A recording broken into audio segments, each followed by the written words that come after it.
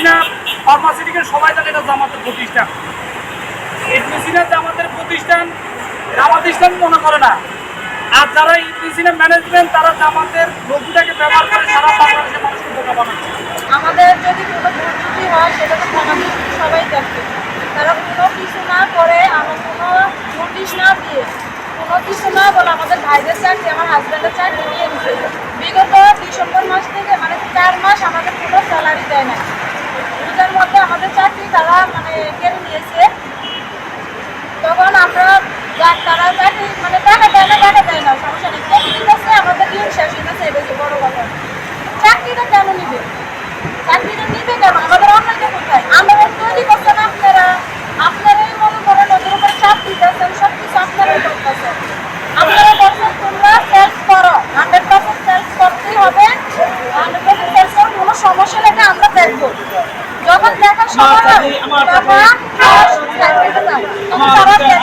মাধ্যমে মানুষের কাছে একটা বার্তা দিতে চাই যে আমাদেরকে বিনা নোটিশে অন্যায়ভাবে আমাদের চাকরি শুরু করা হয়েছে, আমরা সপদে সম্মানের সাথে আমরা বিরোধ পাই। আজকে দিনের ভিতরে 30 তারিখে কোনো অনুষ্ঠান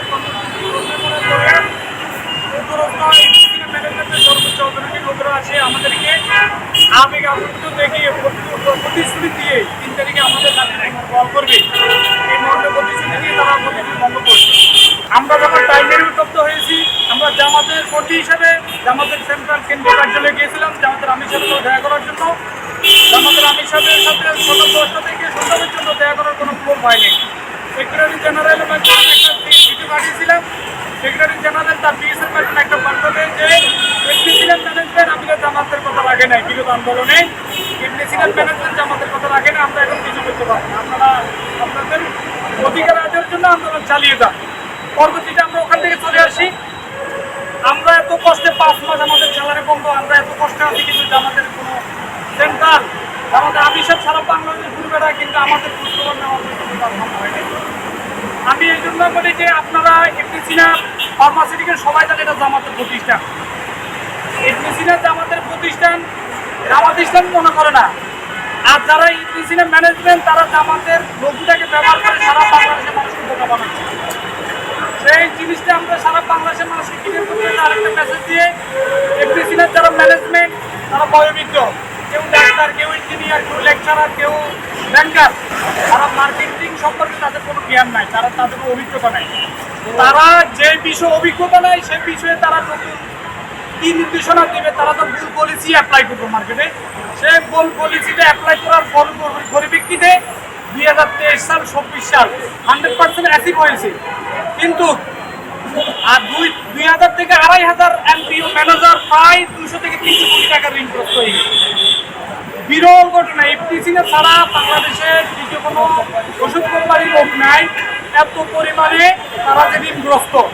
আমরা মীর কাসেম আলী সাহেবের প্রতিষ্ঠান, যে মানবতার কল্যাণের জন্য প্রতিষ্ঠান তৈরি করা হয়েছে, এখানে ইমানের সাথে ইনসাফের সাথে আমরা চাকরি করব, দিনের দিবস করবো। সেখানে আমরা সুযোগ্য টাকা নিয়ে জমিন বিক্রি করে, গরু পশু বিক্রি করে, ঋণগ্রস্ত হয়ে আমরা স্ত্রী গহনা বিক্রি করে আমরা কোম্পানির টাকা হোল্ডিং করা লাগে, কোম্পানির 100% রিসিভ করা লাগে।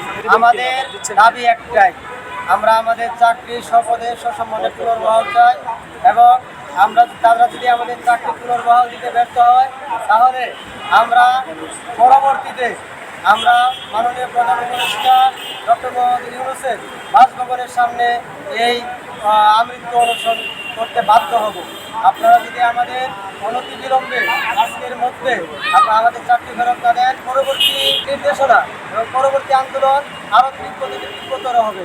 মার্কেটে হচ্ছে 23 এবং 24-এর পলিসি, যে 23 এবং 24-এর পলিসি ছিল কোম্পানিটি ভুল পলিসি।